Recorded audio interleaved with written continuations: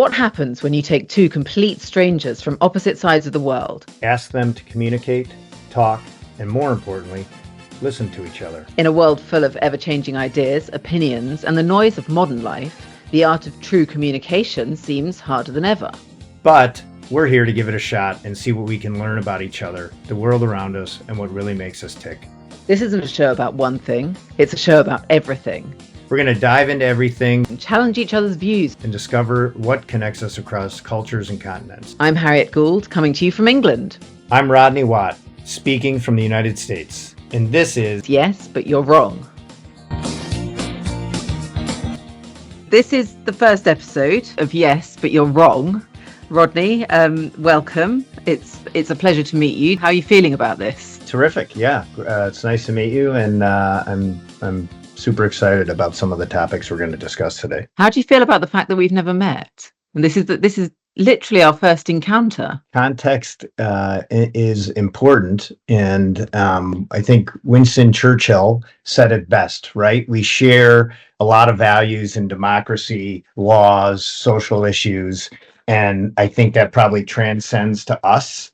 And it sort of seems like we're going to discuss today, is that there's this force sort of pulling us apart and not sharing what we think on certain topics. So I'm super excited about this. I can't wait to hear what you think is going on in the UK and the United States. And I think there's a lot more in common than people think we really share. So interesting that you should use someone from the UK to make your point like that.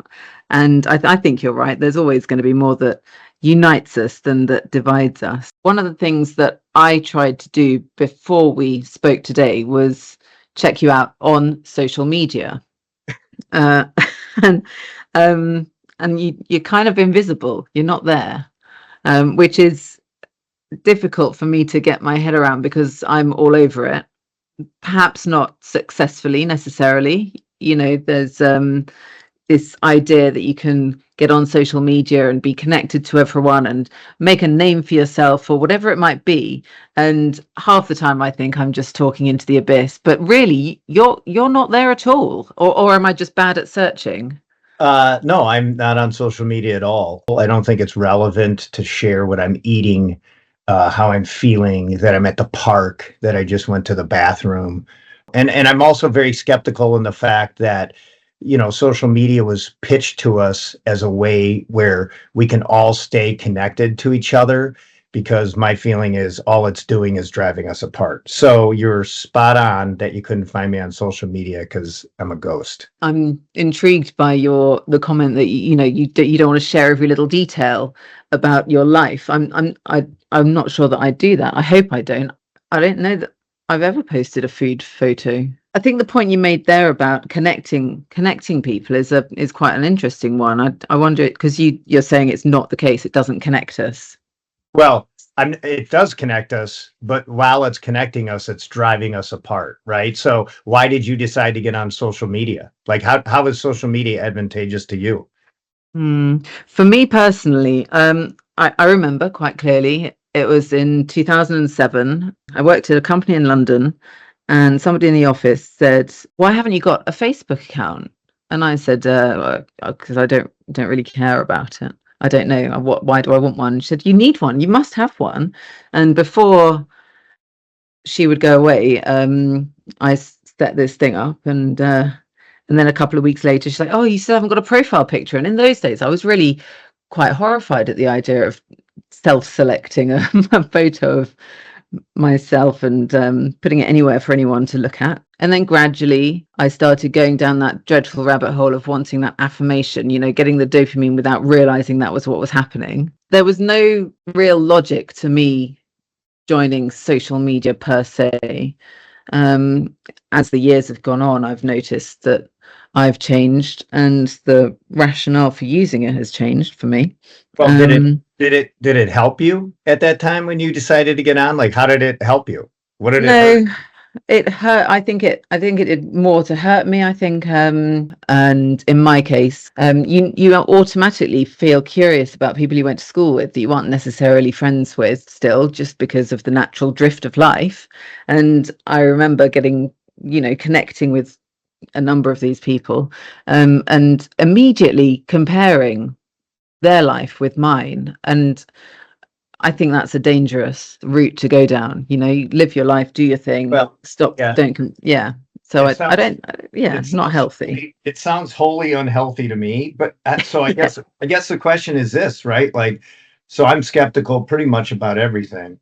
How do you feel now about social media and the fact that it's coming out that there were these algorithms that were driving people together and keeping people apart, and that was done on purpose? And we weren't Yeah. told that to begin with, right? So like, to me, Mm. I love it because I just avoided all that by being skeptical at the start. But the interesting part is they're like bugs to blue lights. They're Mm. still flocking to social media. They're still looking for the affirmation. They love the hate and pain that's expressed to it. These algorithms, the dislike button is like 6 to 7 times more than the like button. So do you think it's helping you in any form or fashion, hurting you? A number of years ago, probably about 10 or so years ago, I read a book called Goodbye Things, and you'll have to forgive me because I can't remember the name of the person who wrote it, but it was about the Japanese art of minimalism, and that extended beyond your physical environment to your digital environment. Now, the premise was basically that our brains are, you know, million billion year old hardware that hasn't actually changed that much, but we're asking it to process an exceptional amount of information on a minute to minute basis.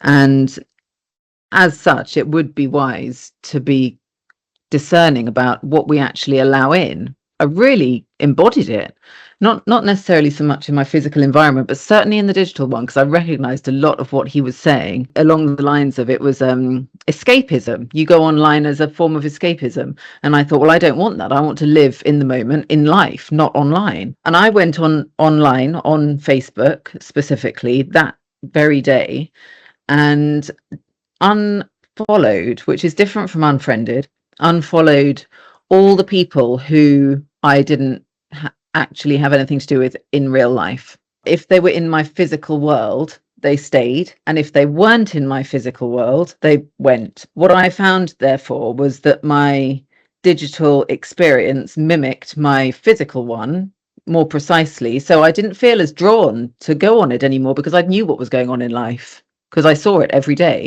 Right. What do you think about doing that? Well, If you, I think Facebook and Google and all these social media giants don't want anybody to read that book. If that was your yeah, reaction to the book, that would be my first take on it. It's interesting that that's your reaction to it because every single person I know on social media communicates through social media, and they very rarely get together. So I don't, I'm not a fan of it. I think it's ruining people's ability to communicate, sit down, have a conversation. There's all these studies out now where, especially Gen Z people, there's interaction with people, and you have like a tough conversation with a Starbucks barista or somebody behind a cash register at Target, and they freeze. They just sit there and freeze. It's like, the scared goat, right? Where you go up and you scare the goat, and the goat just freezes and falls over, and then like 10 seconds later, they come back to life and they just start walking around eating grass, right? And so, I think it's way more detrimental to people than positive. have you But got? Sorry to interrupt. Have you got family? Have you got family on social media?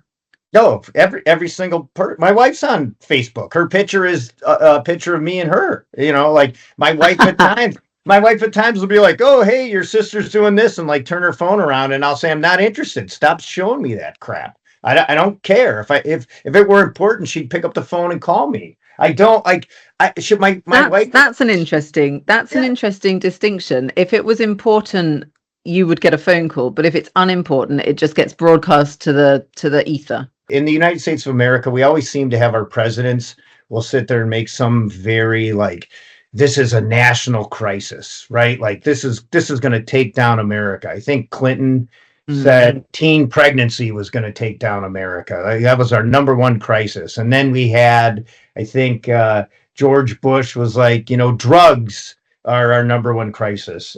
By the way, as we're pumping drugs into disenfranchised and poor neighborhoods, he's up there saying how this is so horrible. I truly feel that social media and technology is really doing not a lot of good to a whole lot of us.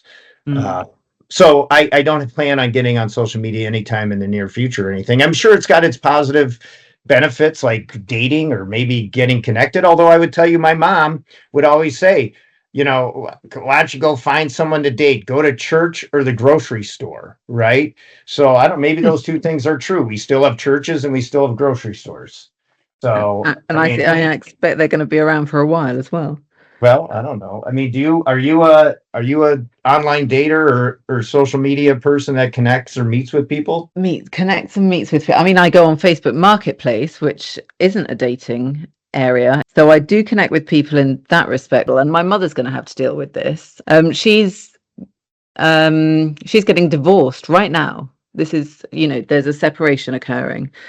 Okay, well, so in that vein, so how is your mom going to get back onto social media and start dating and meeting people? Like I how? don't know. I don't know. That's a big question. We should ask her. I'll ask her. I tell you what, I will ask her. And next time we speak, I'll give you an update on that. Well, how are people meeting over there? Like, how are you meeting people? Because over here, there's every kind of app for every kind of proclivity, for every kind of meeting place, right? We have, farmers only. We have JDate. We have Day. Tinder, Grinder. Oh, there's like you pick a whatever it is, whatever you like. There's a dating app for that. So how's your mom? Are you going to encourage your mom to go create a Tinder profile? I don't know what happens. I don't know. Is she on Tinder? Like, are you going to talk to her about Heaven this? Are you worried about her being alone or? I know. I think a spell it on her own might do her a bit of good, but I think she's quite keen on being united with another, which is fair enough.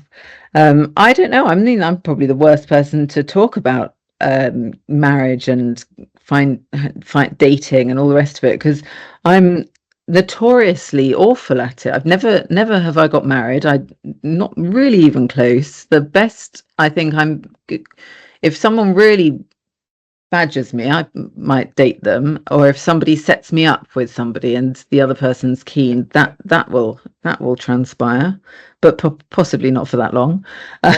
Well, then it begs the obvious question, since you love social media, why aren't you on social media dating and meeting people? I take umbrage to the idea that you think I love social media. I definitely don't. So that's part of my charm is Yeah. I love overstating what people actually say.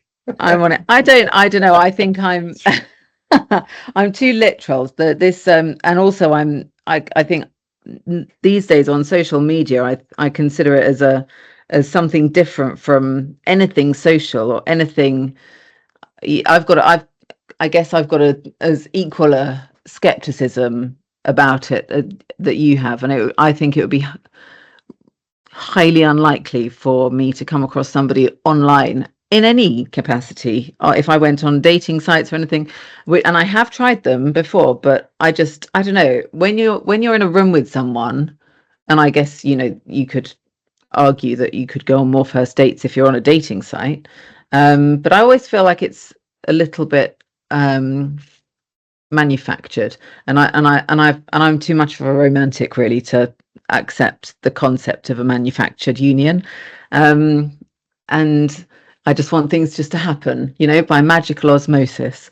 But in terms of, I tell you what, the people in charge don't want that to happen. The people in charge want everything scripted and via social media and funneled into this, wonderful world that we're all going to be engaged in if we live long enough of AI, right? what do you mean?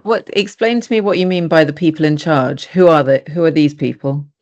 Well, they're the they people, right? That your parents and my parents always talked about, when they were sitting up playing cribbage and things and having cocktails, and I was sneaking up the stairs listening to their crazy stories. They're the they people, right? They're the Sergey Brins of the world. They're I mean, in my opinion, it's part government, part private entities that are creating these social media companies and these apps. And I mean, TikTok's a huge thing here in the United States, right? Hmm. Trump's breathing life back into TikTok. So, um, if so, you must believe in love at first sight, then, I guess, since you don't want to go like, oh, I might have something in common with that guy I'm talking to. Why don't we go get a crumpet? I I think, mean, yeah. so you're just gonna walk in and get a crumpet and go, oh my God, look at that guy. He's amazing. I have to go Well, eat a crumpet with him.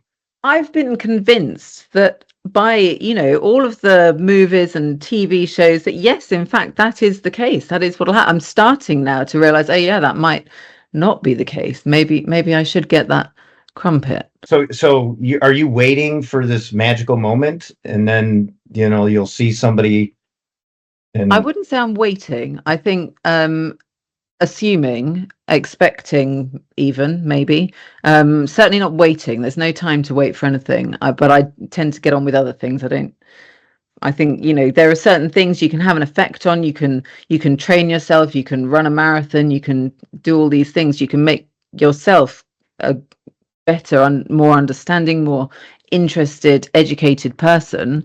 But those are all things that I can affect. And if I happen to meet, it's and very if I were to interesting. happen to meet someone along the way that I clicked with, then great, Yeah. brilliant.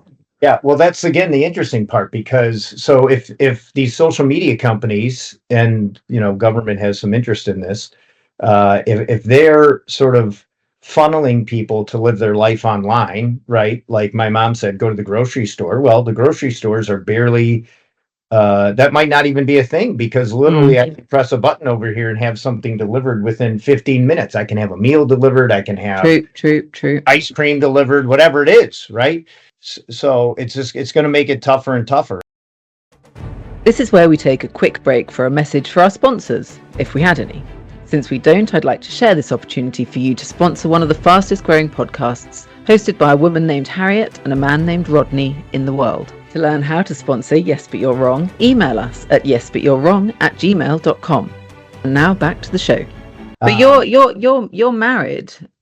Yeah. How long have you been married? What do you think of marriage per se? Do you think I should be seeking marriage, or Oh, how do you feel about it? yes, I'm married. We met in a like you said, in a sort of non-scripted way. She was a participant at a wedding. Her girlfriend was one of the persons that my guy friend married, and that's how we met. I don't know about the UK. In the United States of America, I think our government pushes people to get married for Do you for feel that you were pushed to get married by government? feel there are a lot of advantages to being married, right? And for women, there are a lot of disadvantages. Okay, so here, for example, Mm. they'd be like, oh, get there used to be a dowry for a guy marrying a woman. Like, where's that? I didn't. Where was my dowry? I didn't get a dowry. I mean, I get Would you that. want one?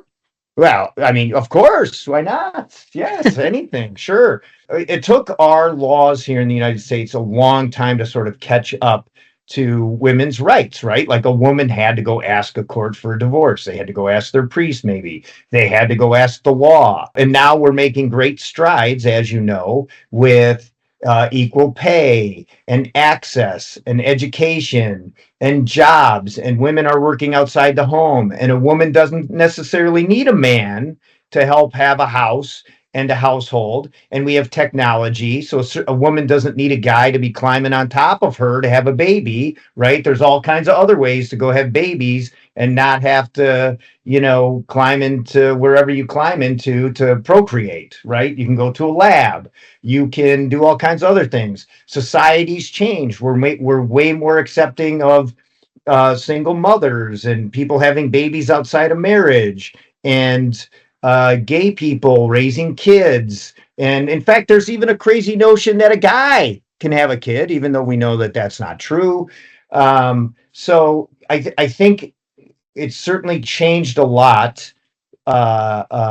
Marriage is sort of losing its perceived benefits that that were driven home in the 50s and 60s and 70s when we were trying to increase our population here in the United States. That's, I guess, so I guess I do have a strong opinion about it. Your royal family doesn't seem very fond of breakups. I mean, they, every time someone gets, thinking about leaving the royal family, they get axed and whacked and kicked out of, fortresses, and they have to go fend for themselves. And next thing you know, Jeff Epstein's paying off Princess Fergie's debt, so, I mean, there's not a lot of royal family. That's interesting. I mean, the royal family's aversion to divorce, I think, it derives from the biblical opinion of divorce. And the funny thing is, which is what, stone the woman? Well, I think it's and it's more of a marriage is an institution that you enter into according, to scripture, solemnly and wholeheartedly, and you strive to do things to make that whole union a comfortable and smooth one. And if one person in that union does things like go off and have an affair, and we've got an example of this, I suppose, which actually brings the social media thing together as well. But it does make the harmony in that union less so. So I think if you're going to marry, the idea is that both people make an effort to try and make that experience quite a pleasant one for life, basically. I've been married a long time. I don't think I've ever heard my wife say, "This is so pleasant." And I've been around her 30 years. I mean, I'm sure we've had pleasant moments, but I'm certain that none of them never have any sort of things been percolating in her brain, and it came out her mouth and she said, "Oh, the rod, this is so pleasant." But back to it's very interesting. It's a religious ceremony. In a weird way, it's a contract. I mean, how odd is that? Let's get married and sign a contract. And so there's a lot of stuff where times have really changed, I think, for the better, especially I think for women, in the sense that they don't need to take that nonsense anymore.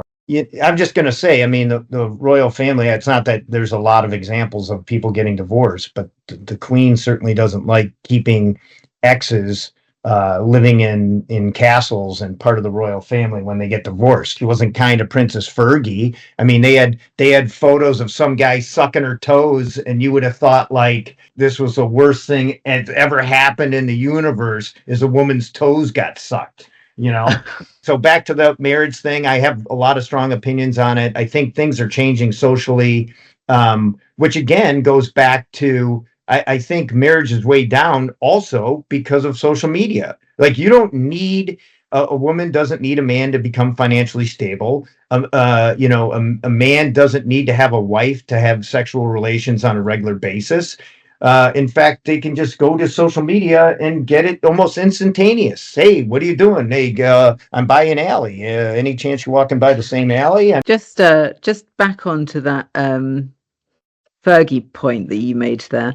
I heard her say something incredibly interesting. Well, I found it interesting anyway in an interview, when somebody brought up the fact that she was still close to her ex-husband, and she actually said that she was divorced to him rather than from him, and they lived together still. So I thought that was quite interesting. And of course now he's of course she does, because who's going to be around the guy? This was like Jeff Epstein's buddy. Like, Jeff Epstein was paying off her debt, right, to keep her French chateau that they couldn't afford. I mean, she didn't get any money. She was kicked out of the royal family. How was she going to get money? She can't say anything bad because Jeff Epstein paid off all her debt, so she didn't have to file for bankruptcy. How in the world is she in a position to say anything about her husband, right? I mean, listen, here the difference between, to me,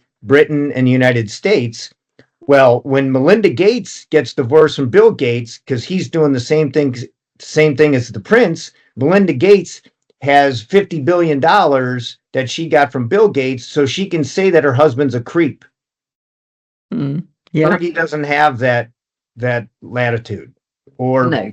bank account. So there's some nuance there, right? I mean, there's, again, the laws in the United States of America have sort of caught up to women being more independent, right?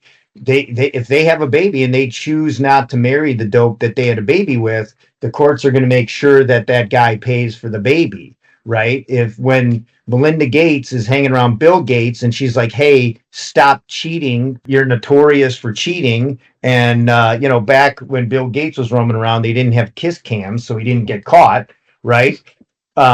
Or social media, because that's, Exactly. So then she finally said, "Okay, I want to meet." Like, I don't know if you know the story, but Melinda Gates said, "I want to meet this guy you're constantly going to his island with." And so Bill Gates begrudgingly said, "Okay." She gave an interview and said, "I walked into the room. There was this sense of evil and pervertedness about him. I left almost immediately and I told Bill to stop hanging around him, and he never did."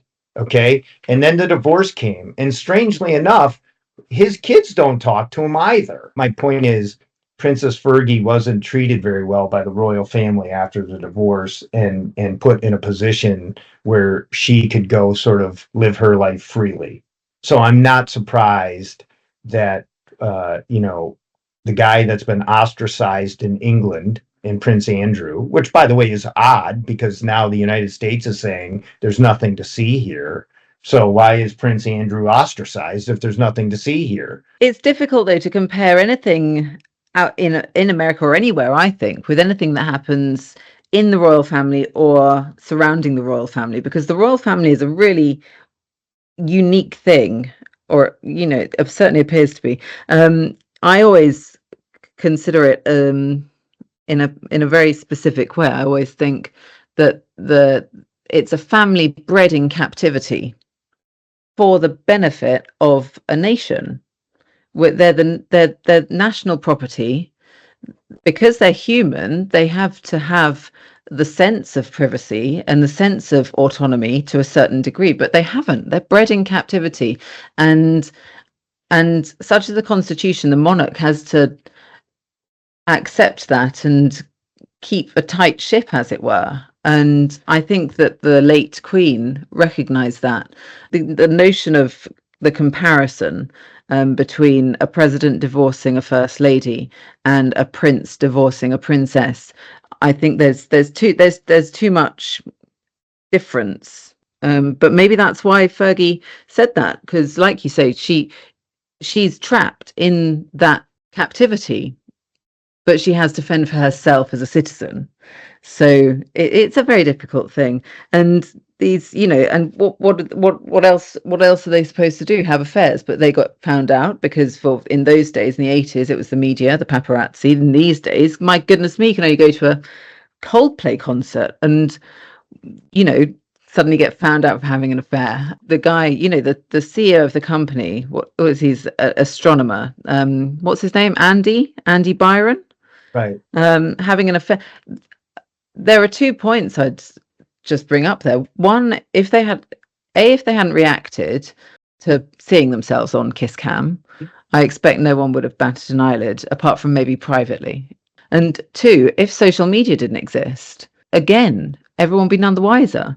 So I don't know. It sort of brings it all in under one roof. This marriage, this social media, the Epstein, the island. Let's all go to a private island, do our dastardly deeds, and return as if we've got halos on our heads. I think, again, it's a much bigger sort of issue, which is if you're the CEO of a company, you can do whatever the hell you want. And if you're the ambassador to Israel, or you're the prince, or you're Leon Black, or you're any of these other people, you can do whatever you want. How do you feel about that? I mean, do you think that's justified? I think there's some groundswell of support here that we're duped into thinking that this guy, Donald Trump, our president, was going to somehow, quote, drain the swamp, right? Like he was going to put an end to the they people. He was going to expose, the CEOs of companies hugging, ironically enough, the head of HR at a Coldplay. I mean, of all the people, you're picking the head of HR. I mean, it's great. That just reaffirms you can do whatever you want because the person monitoring the policies and procedures of your company, you're taking a Coldplay concerts and hugging in a box, in a semi-private box, right? So Mm-hmm. I think it just reaffirms that, we are sort of like just pawns in a game, right? Stay on social media. Pretty soon we're going to funnel you all your information off of AI. You don't have to leave your house. You can get whatever you want. You know, if you guys get too upset about this, maybe a candidate will come along and say, I'll expose this, I'll free you. But in reality, it doesn't really change for many people, right?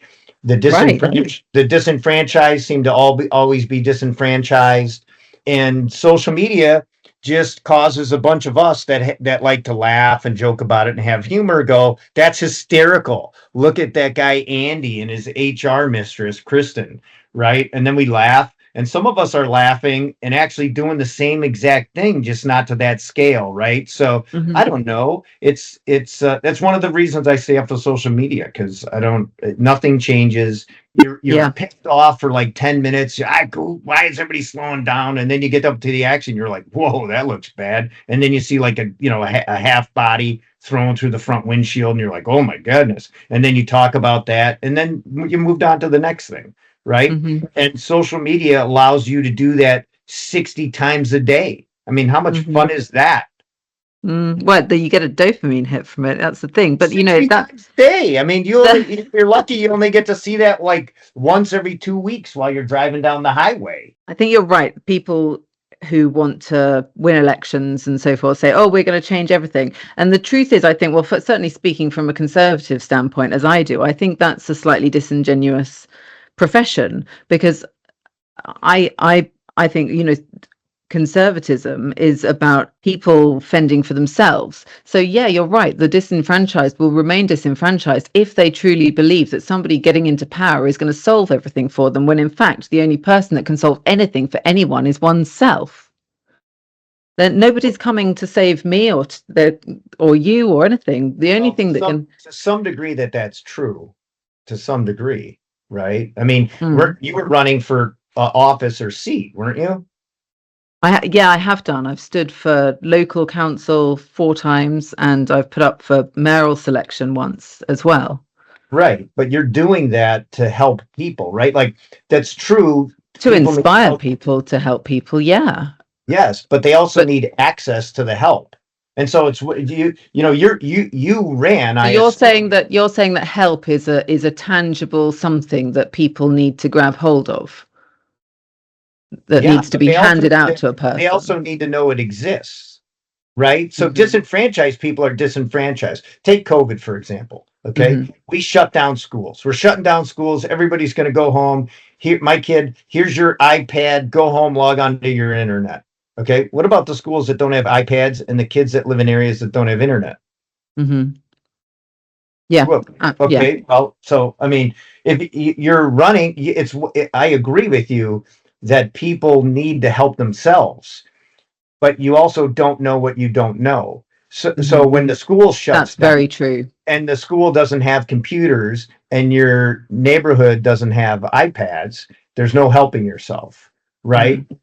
Right. So And I must say that I think I'm referring to grown semi experienced adults when I'm talking about that tranche of disenfranchisement.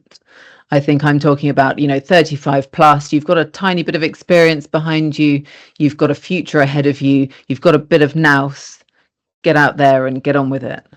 And okay, hopefully there's no pandemic to disrupt you along the way or right, anything but here's else. my concern with that, right? Okay. Okay, Yeah. so here's my concern. So we opened by talking about social media and how everybody's on social media. So Mm. for creating this group of young people, there's a book out there where a guy subscribes to the fact that kids shouldn't have any devices in their hands until after 13, and they shouldn't be allowed on social media till after 16. Okay. Mm. Hmm. So we've already, here in the United States, we have the most anxious group of kids and heavily medicated kids in any generation. Okay. Hmm. And by the way, we're the older group of us have fought wars. Okay. Hmm. So in this group, still super anxious and heavily medicated, right? So if you take this group of people and then that group of people whose views have been stunted, whose thoughts have been funneled to them through AI, and then they're 35, well, how are they going to know how to help themselves? What do they even think help is at that point, right? Hitting a button and getting a meal or a grocery. And it's a weird thing because on social media, there's a bunch of stuff. Oh, well, people telling you what to do to manage anxiety and, all sorts of things, meditation, yoga. We've created this stressful world for ourselves where children are anxious to the max. And yet we've got this counterbalance of wonderful ways to reduce our anxiety. And I mean, I do it. I go in the cold plunge. Do you ever do that? I love cold plunges, but I also don't live my life on social media like everybody on Gen Z. So I suspect people that are Gen Z people aren't really reading articles or experiencing cold plunges or even working out, right? Like this Mm, is this is I think part of the dilemma that we're facing with Gen Z people. I mean, mm, I don't, I'm not, I'd love to hear how you think it is. Like you go to any restaurant around here and every single kid, the younger they are, they have a device in their hand, right? mm, Whereas me as a parent or even me as a kid, there were no devices. There's no mm. devices. You got a whack in the head or you got walked outside the restaurant and then you came back in teary eyed and ate your meal. There wasn't like, hey, let's turn on SpongeBob. We're creating this generation of kids that, they don't know how to communicate. They don't know how to order drinks at bars. They don't have tabs. They don't think about anybody else but themselves. It's just, I don't know. I think it's a problem. So It is a problem. You bang on actually, because I spoke to someone. It was a client. I was speaking to a client the other day, and she just got back from holiday. Her 16-year-old daughter was with her, and she said it was shocking to her how addicted she appeared to be to her phone. And even at dinner, she couldn't sit there and have a conversation without having, keep constantly checking her phone. Like she'd put it on her leg under the table and she would constantly be checking it, thinking perhaps that nobody could see. A little bit like, how we used to smoke and then spray ourselves with body spray or something and think no one could smell it. They're so addicted that they think nobody can see what they're doing. They don't even know what they're doing, I think, half the time. they're stunted dopes. Reminds me of like I forget the exact name. It's like the scared goat, right? Like you could go scare a goat. You remember those? You could go scare a goat and the goat would just freeze and fall over. And then like 10 minutes later, the goat just gets right back up and starts walking around eating grass. Like I look What at these Gen Z people, they're the same way. Like you go up and try to have a conversation with you and they just stare you in the eyeball. They don't know what to do. And that's, by the Yeah. way, if they're actually staring you in the eyeball, most of the time they're looking at the ground or looking up or, um, trying to have them problems. Avoiding, yeah. Well, they don't even know how to problem solve. Like Mm. the person just asks, like, "Hey, do you know when my coffee's coming?" And they freak out. Like, I don't know when it's done. I mean, can't even come up with a simple answer. So what I mean, this is obviously going to have an impact in society because you look at previous generations, we have all these marvelous inventions, and that we have a great number of people who are perfectly capable of solving problems. And is that number diminishing? Are we getting fewer people who are capable and more people who look at you in a stunned way when they ask you something? Yeah, there was just a New York Times article where the bartenders were complaining that they don't open bar tabs. It's backing up them serving other customers. They want to pay for every drink. They're worried about leaving their credit card at the bar and opening a tab, which is ironic because they have no problem sharing every detail about their life on social media, but yet in Hmm. some weird, twisted way, they're concerned about a bartender having an open tab in their name, right? Like it doesn't, Mm-hmm. their logic and able to think through a simple problem is absurd. Not to mention the fact How about buying someone a drink? How about not Mm, thinking of yourself for 2 seconds and buying a drink?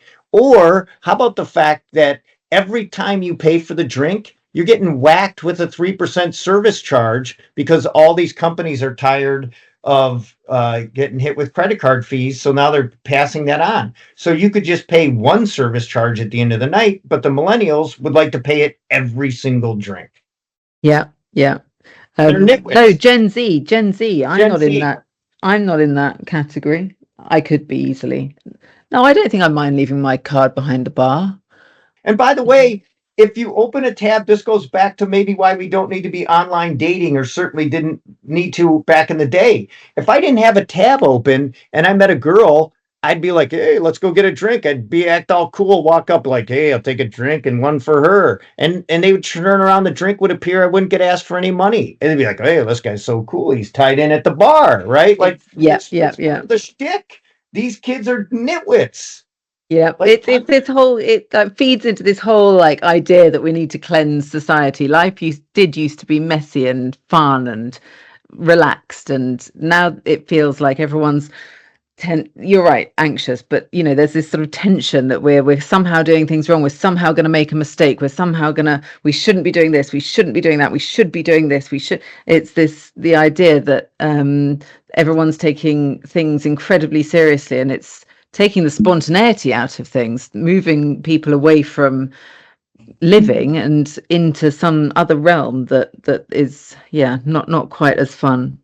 every time a bartender has to like cash out and make, they don't make change anymore because everybody's got their devices on their phones and Apple Pay and credit cards and all this other stuff. um, it slows down the ability for people to get served, so Yeah. it's just bogging everything down. I think we should leave that there and come to a segment that we're going to repeat each time called Yes, No, Why. I'm going to pick a topic and ask you if you think it's a good thing, i.e., yes, you like it, or a bad thing, i.e., no, you don't like it, and then to explain why, whichever way. So, funnily enough, and I didn't expect it to come up necessarily in this conversation, and it already has, but I was going to ask you, Rodney, royal family. Are you a royal family fan? Do you think there should be a royal family? Do you think you'd love to have a royal family in America?